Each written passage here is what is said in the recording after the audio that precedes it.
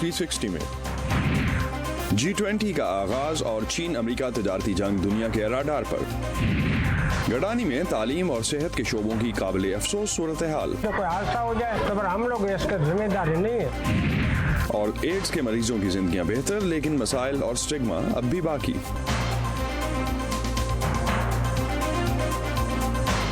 Voice of America के Washington studios में खुशामदीद। आप देख रहे हैं व्यू 360 और मैं हूं असदुल्लाह खालिद। जनूबी अमेरिका के मुल्क अर्जेंटीना के दारुल हुकूमत ब्यूनस आयरस में दुनिया के बड़े सनती ममालिक पर मुश्तमिल G20 ग्रुप के सालाना इजलास का आगाज़ हो चुका है। अमेरिका और चीन के दरमियान जारी तजारती जंग की वजह से अमेरिकी सदर डोनाल्ड ट्रंप और चीनी रहनुमा शी जिनपिंग की कल होने वाली मुलाकात सबकी तवज्जो का मरकज़ होगी। G20 का ये इजलास एक ऐसे वक्त में हो रहा है जब बड़े बड़े मालियाती इदारों की जानिब से आलमी मईशत की तरक्की की रफ्तार में सुस्तरवी का खदशा जाहिर किया जा रहा है। G20 के ग्रुप में दुनिया की तकरीबन 2/3 आबादी की नुमाइंदगी होती है, जो दुनिया के 75% कारोबार की भी जिम्मेदार है। मेंबर ममालिक में चीन, इंडिया, जापान, रूस, सऊदी अरब, तुर्की, इंग्लैंड, अमेरिका और यूरोपीय यूनियन के अलावा दुनिया की दीगर बड़ी मईशतें भी शामिल हैं। इस साल के समिट की अहमियत इसलिए भी बढ़ गई है कि अमेरिका चीन तनाज़ा, तजारती तनाज़ा और यूरोपीय यूनियन से बरतानिया के निकल जाने के बाद ये पहली G20 कॉन्फ्रेंस है। वॉशिंगटन में तवक्कुआत हैं क्या इस G20 के इजलास से, ये जानने की कोशिश करेंगे नीलोफर मुगल से, जो हमें कैपिटल हिल से ज्वाइन कर रही हैं। जी नीलोफर। जी असद, तवक्कुआत तो ये है कि चीन और अमेरिका के दरमियान जैसे तवील अरसे से हम देखते आ रहे हैं कि सिक्योरिटी के मामले पर और तिजारती मामले पर तनाज़ात जारी हैं और इख्तलाफात मौजूद हैं। तो जब दोनों सदूर इस सरबराह इजलास में शिरकत करेंगे और फिर जब मुलाकात करेंगे तो तवक्कुआत हैं कि ये इख्तलाफात दूर हो सकेंगे और वो किसी मुआहदे तक पहुँच सकेंगे। लेकिन इस बारे में शकूक व शुबहात जो हैं वो पाए जाते हैं। लेकिन यहाँ जो वाशिंगटन में माहिरीन हैं उनका ये कहना है कि कुछ भी हो, लेकिन ये सरबराह इजलास जो दोनों मुल्क हैं उनके दरमियान ताल्लुकात में एक नए बाब का हो सकता है। मजीद जानते हैं इस रिपोर्ट में। गैर मुनसिफाना, ये अल्फाज हैं अमरीकी सदर डोनाल्ड ट्रंप के चीन की तिजारती सरगर्मियों के बारे में। अर्जेंटीना में चीनी सदर से मुलाकात से कुछ दिन पहले सदर ट्रंप ने चीन के साथ तिजारती मुआहिदे के लिए ये शर्त रखी। ये हो सकता है, हमारे अच्छे ताल्लुकात हैं। बुनियादी बात यह है कि चीन को हमारे साथ शफाफ सलूक करना होगा, जो वो नहीं कर रहे थे। अमरीकी हुकाम ने बीजिंग पर इंटेलेक्चुअल प्रॉपर्टी चुराने और आलमी तिजारती मुआहिदे के एक रुकन की हैसियत से उसके कवायद की खिलाफ वर्जी करने का इल्जाम लगाया है। उनका कहना है कि G20 के मुज़ाकरात का मकसद ये और इस तरह की दूसरी तशवीश को हल करना है। सदर और उनकी टीम कई इंतजामी तरजीहात देखेगी, जिनमें आलमी और अंदरूनी इक्तसादी तरक्की और खुशहाली को फरोग देना, आजाद, शफाफ और बाहमी तिजारत और शफाफ इक्तसादी मुकाबले के निज़ाम को यकीनी बनाना, माली मंडियों को मजबूत करने के ताउन को बढ़ाना, खवातीन के इक्तसादी खुद मुख्तारी को फरोग देना और तवानाई के काबिल एतमाद और सस्ते वसाइल तक रसाई शामिल हैं। लेकिन अमरीका चीन ताल्लुकात में हालिया रुझान किसी खुशुमीदी की जानिब इशारा नहीं करते। वाशिंगटन की शिकायत तिजारत से बढ़कर हैं, जिनका इशारा जनूबी चीनी समंदर के वसी हिस्से पर कंट्रोल बरकरार रखने के लिए बीजिंग का जारहाना रवैया है। इसका तासुर एक गैर जिम्मेदार और खुदगर्ज का बन रहा है, जो सिर्फ साउथ चाइना सी में अपनी मलकियत के दावे में दिलचस्पी रखता है। मेरे ख्याल से इससे चीन की बैनुल अक़वामी साख को नुकसान पहुंचा है। ताहम अभी भी दोनों के दरमियान कशीदगी को कम करने के लिए मुज़ाकरात जारी रखने पर जोर दिया जा रहा है। हमें ये यकीनी बनाने के लिए ये कोशिश करनी होगी कि गलत अंदाजे ना लगाएं। इसलिए मेरे ख्याल में मजीद डायलॉग की जरूरत है। अगरचे इसका कोई नतीजा ना भी निकले, तब भी हमें आला सतह पर राब्ते रखने चाहिए। साबिक अमरीकी सिफारतकार का ये भी कहना है कि कोई भी मुल्क जंग नहीं करना चाहता और इस हफ्ते होने वाली मीटिंग कशीदा ताल्लुकात को बहाल करने का एक मौका है। और इस वक्त सबकी नज़रें इस सरबराह इजलास पर हैं कि ये इख्तलाफात दूर होते हैं या नहीं, क्योंकि इससे पहले हमने एशिया पैसिफिक कॉन्फ्रेंस देखी जिसमें अमेरिका और चीन की जानिब से जो आला वफूद थे उनके दरमियान सिक्योरिटी और तिजारती उमूर पर जो था एक तनाज़ा खड़ा हो गया था। और अब भी इस बारे में शकूक शुबहात हैं कि पता नहीं क्या हल निकलता है। उस वक्त भी जो इजलास था उसके मुश्तरका एलामिये पर कोई भी इत्तेफाक नहीं हो सका, लेकिन चीन जो है उससे उम्मीद है कि अमेरिका के साथ जितने भी मामलात हैं उसे मुस्बत नताइज की तवक्को है। जी असद, बहुत शुक्रिया नीलोफर आपका। नीलोफर हमारे साथ थी। मेनली G20 का जो इजलास है जो आज से शुरू हो रहा है काफ़ी इंपॉर्टेंट है। इस हवाले से हम मज़ीद बात भी करेंगे। प्रोफेसर आसिम ज़िया हमें ज्वाइन कर रहे हैं यूनिवर्सिटी ऑफ वर्मोंट से और उनसे जानने की कोशिश करेंगे how important this G20 is. G welcome to the show professor. یہ بتائیے کہ کتنا امپورٹنٹ ہے G20 اور ہے کیا ایک اگر ہم بیسک بیک گراؤنڈ جان سکیں اس پورے گروپ کے مقصد کا تو. جی اسد بہت بہت شکریہ. G20 کا آغاز ہوا تھا 1990s کے اندر. اس وقت یہ فائنینشیل اسٹیبلٹی کے مسئلے کو حل کرنے کے لیے جو G7 اس سے پہلے تھا اس کی ویلیو کم ہو رہی تھی. تو G20 جو ہے بیسیکلی یہ ریپرزینٹ کرتا ہے تقریباً 85% گلوبل GDP کا. جی تو اگر ہم اس وقت اس کی امپورٹنس کو دیکھنا چاہیں اور خاص طور پہ جب چین اور امریکہ کے درمیان ایک تجارتی جنگ چل رہی ہے, دوسری جانب ہم دیکھ رہے ہیں کہ ساری اکانومیز یا بڑی اکانومیز جو ہیں وہ پروٹیکشنزم کی طرف جا رہی ہیں. تو اس سچویشن میں ابھی تو بڑے ملک سفر کر رہے ہیں اپنے آپ کو چلانے کے لیے, تو کہاں یہ G20 کہاں سرو کرے گا ریسٹ آف دا ورلڈ کو؟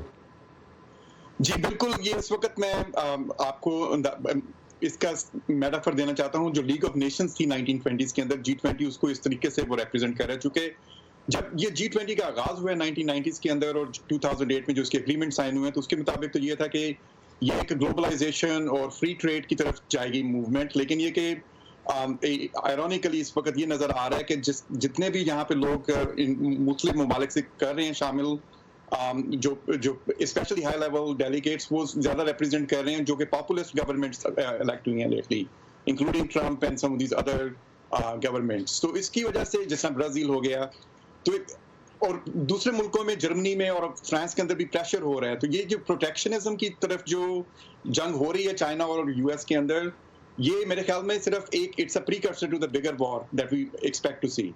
لیکن اس کا جو ہم ریپرکشنز دیکھ رہے ہیں, یا شاید جو ہم اس کو دیکھ رہے ہیں جو پوری دنیا پہ اس کا امپیکٹ آئے گا, اس میں کافی حد تک تو اس وقت گلوبل میلٹ ڈاؤن کی باتیں بھی ہو رہی ہیں, سلو ڈاؤن کرنے کی باتیں ہو رہی ہیں اکانومی کے. اگر یہ اسی طرح چلتا ہے, آپ کو لگتا ہے اس میں کوئی سولوشن نکلے گا اس کانفرنس سے اس پہ؟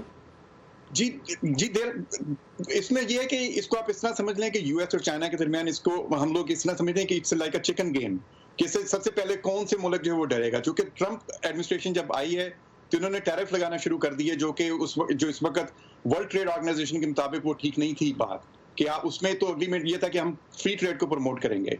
لیکن جب انہوں نے ٹیرف لگانا شروع کر دیے ہیں تو اس کی وجہ سے اب یہ ہوگا کہ اب چائنیز نے بھی اس کے مطابق انہوں نے اپنا ریٹیلیٹ کرنا شروع کر دیا. تو ان کے درمیان اب مسئلہ یہ ہے کہ پہلے کون جو ہے وہ اس جنگ سے لائک چکن گیم میں یہ ہوتا ہے کہ جو سب سے پہلے ہار مان لے گا اس کے لیے سب سے زیادہ نقصان ہوگا. لیکن یہ کہ دونوں کے لیے اس وقت جو ہے اگر ٹریڈ وار جاری رہتی ہے تو بہت دونوں کو, چائنا کو اور یونائٹڈ اسٹیٹس کو بھی نقصان ہوگا.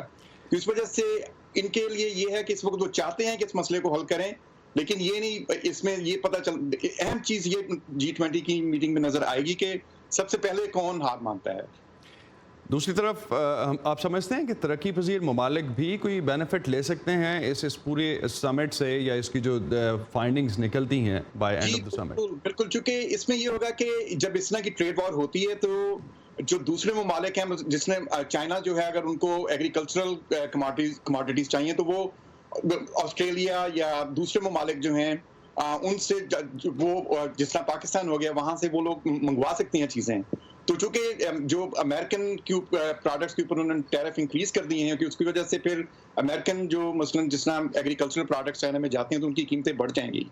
اس کی وجہ سے دوسرے ممالک کو اس کے اوپر فائدہ ہو سکتا ہے, اسپیشلی آسٹریلیا کو سب سے زیادہ فائدہ ہوگا. تو پاکستان کو بھی کچھ فائدہ سمجھ میں آتا ہے آپ کو اس سے؟ جی میرے خیال میں پاکستان میں اگر ہم لوگ جس طرح ایکسپورٹس ہوتی ہیں ڈفرینٹ میٹ پروڈکٹس کی چائنا کے اندر جو کہ آسٹریلیا اور US سے جاتے ہیں, پاکستان میں بھی ان کو بڑھایا جا سکتا ہے, بلکہ ہمارے لیے تو وہ ٹریول کاسٹ بھی کم ہوگی, وہ آپ ان کو ٹرانسپورٹ کر سکتے ہیں روڈ کے ذریعے.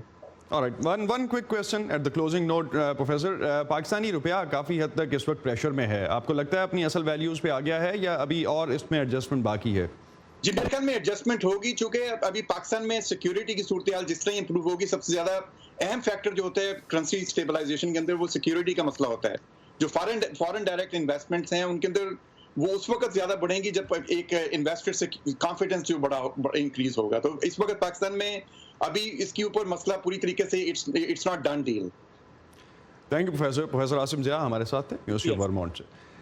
دوسری جانب اقوام متحدہ کی ایشیا اور بحر الکاہل کے ممالک میں سماجی ترقی کے امکانات کے بارے میں ایک تازہ رپورٹ کے بارے میں کہا گیا ہے کہ اگر خطے میں انسانی فلاح و بہبود کو ترقی دینی ہے تو یہاں کے ممالک کو اپنے انسانی وسائل یا ہیومن کیپٹل میں زیادہ انویسٹمنٹ کی ضرورت پڑے گی.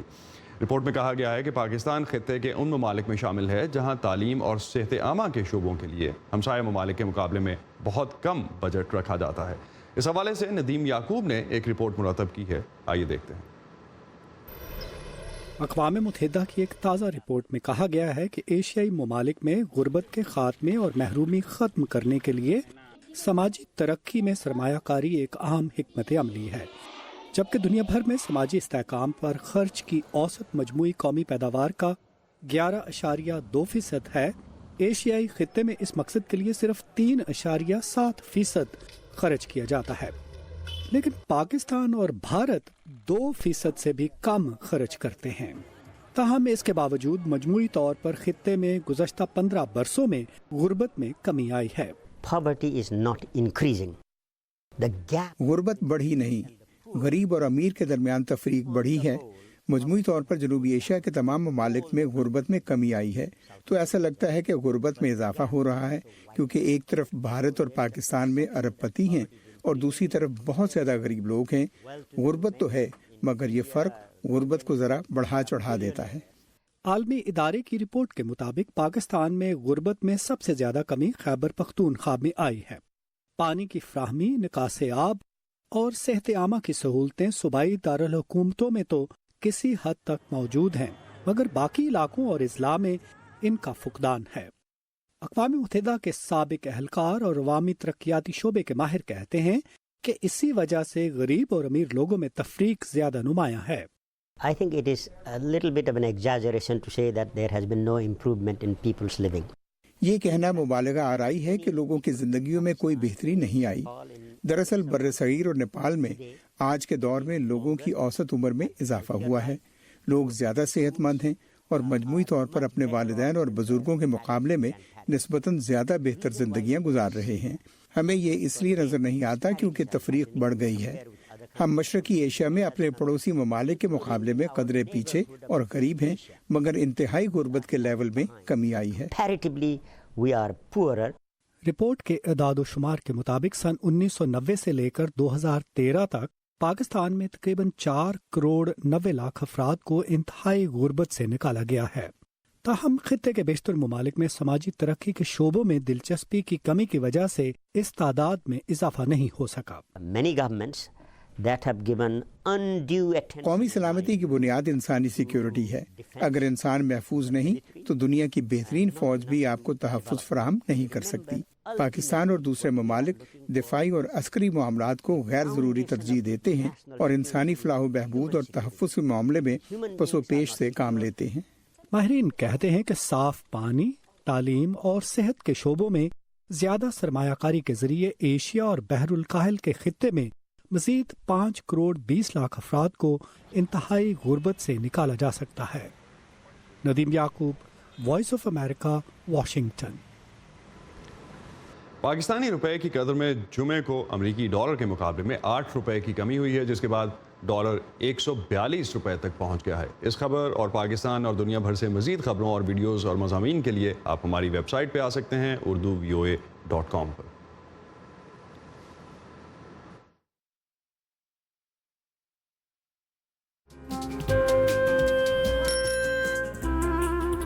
ابا جیسے کروڑوں لوگ جہاں ہر روز ایمانداری سے کام پر لگے ہوں،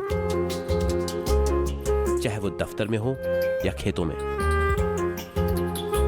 سڑکیں ہوں، بارڈرز، کھیل کا میدان یا کوئی انٹرنیشنل سٹیج، جب پاکستان کا نام روشن کرنے والوں کی کہانیاں کہنے کے لیے ہمارے پاس وقت کم پڑ جائے،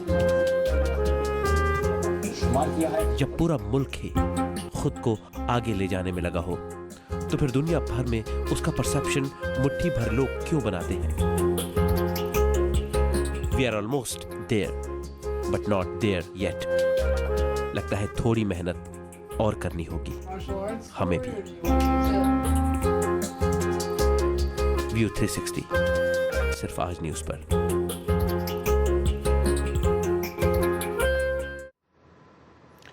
گڈانی شپ بریکنگ یارڈ سے ملکی خزانے کو بھاری زر مبادلہ حاصل ہوتا ہے، مگر یہاں کام کرنے والے مزدوروں کے خاندان صحت اور تعلیم جیسی بنیادی سہولتوں تک سے محروم ہیں۔ صورتحال پیش کر رہے ہیں گڈانی شپ بریکنگ یارڈ سے مرتضی ظاہری اپنی اس رپورٹ میں۔ گڈانی دنیا کا تیسرا بڑا شپ بریکنگ یارڈ ہے۔ اس جگہ سے 6000 سے زائد مزدوروں کا روزگار وابستہ ہے۔ یہ مزدور پرانے اور ناکارہ جہاز توڑ کر پاکستان میں لوہے کی 25% ضرورت کو پورا کرنے میں اپنا حصہ ڈالتے ہیں، لیکن اگر یہ بیمار ہو جائے تو آسانی سے طبی امداد نہیں ملتی۔ پنجاب کے ضلع لودھرا کے محمد اشرف 4 سال سے گڈانی میں مزدوری کر رہے ہیں۔ ہم بیمار ہو جائے تو کسی جگہ سے یہ چیز نہیں ملتا، ہسپتال جانا پڑتا ہے سرکاری، ادھر بھی ایک انجیکشن یا پولسٹان کا گولی دیتا ہے، اس کے بعد کچھ نہیں ہے۔ گڈانی شپ بریکنگ کے پلاٹ نمبر 54 میں یہ ایک جھونپڑی نما کلینک قائم کیا گیا ہے، لیکن یہاں کسی حادثے کی صورت میں مزدوروں کا علاج ناممکن ہے۔ اسٹیٹ کے حوالے سے ادھر جو ہے جو لوگ ان لوگوں نے کمپنی والوں نے بٹھائے، پیناڈال اور پونسٹان گولی کے علاوہ کوئی بھی دوائی یہ لوگ نہیں دے رہے۔ مطلب فرسٹ ایڈ تو وہی ہوتا ہے جس کو اگر کٹ لگ گیا تو آپ جو ہے طریقے سے اس کو کور کر سکے۔ گڈانی میں کام کرنے والے مزدوروں کے بچوں کے لیے بھی اس علاقے میں ایک مناسب سرکاری اسکول تک نہیں۔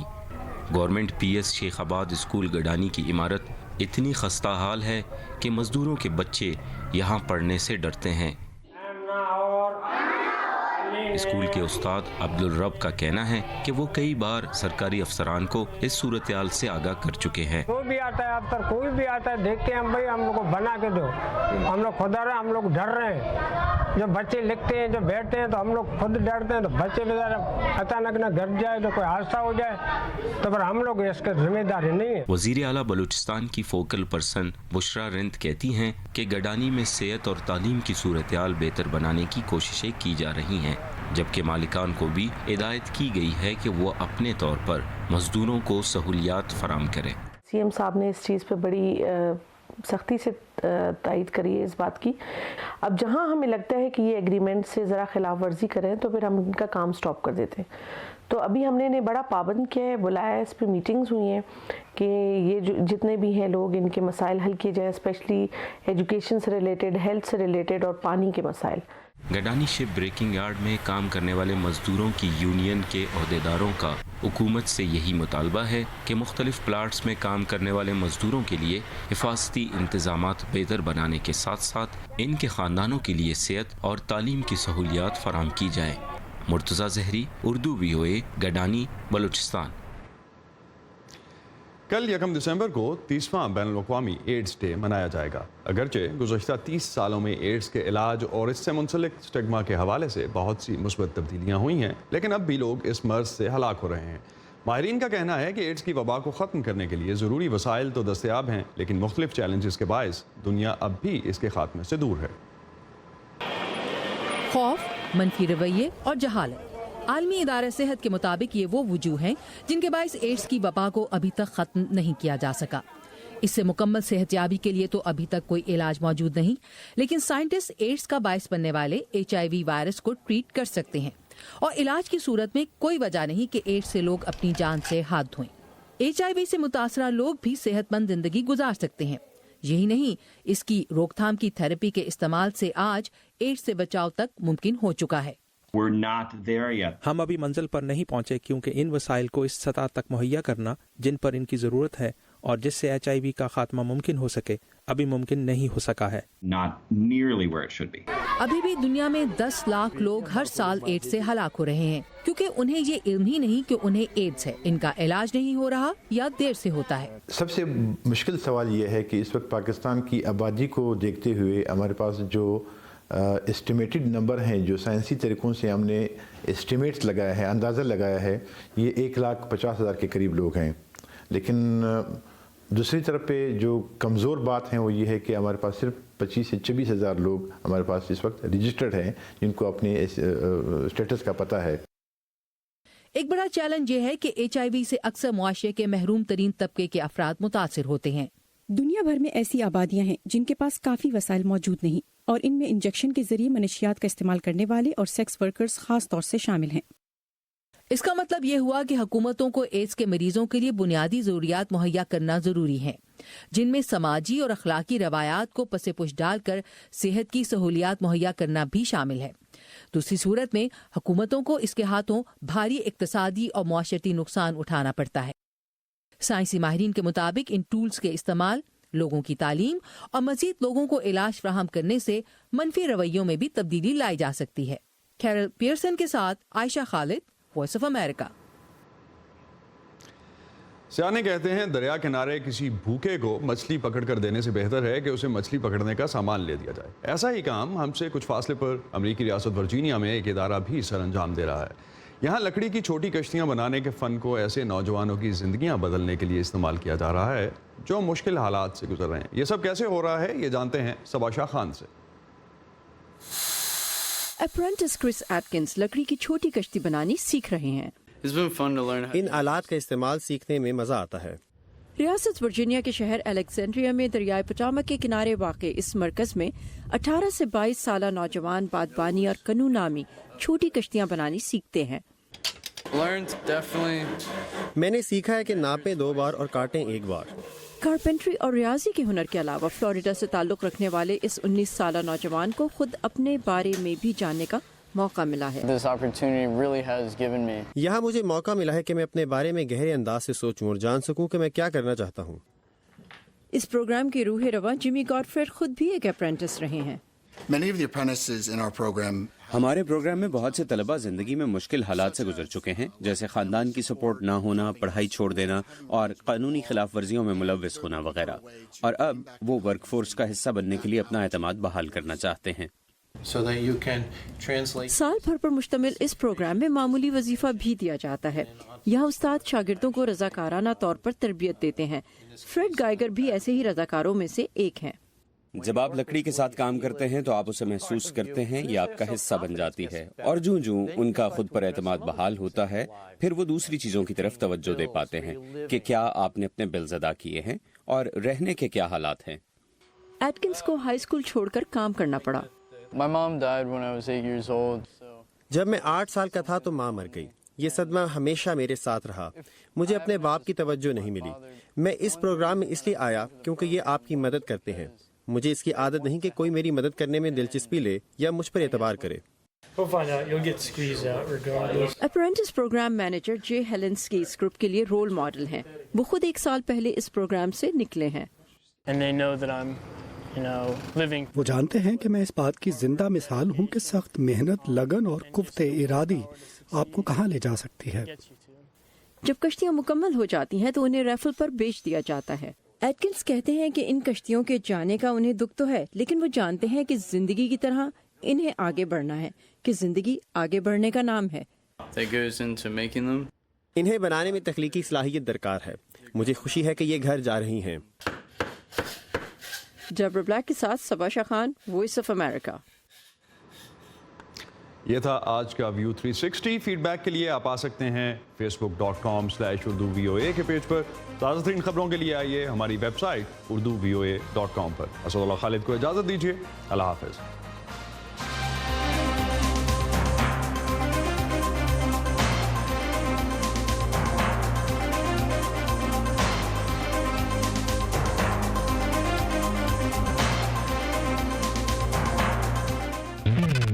تازہ ترین خبریں، اہم واقعات، آڈیو ویڈیو رپورٹس اور تجزیے دیکھنے، سننے اور پڑھنے کے لیے ڈاؤن لوڈ کیجیے VOA اردو کی نئی ایپ۔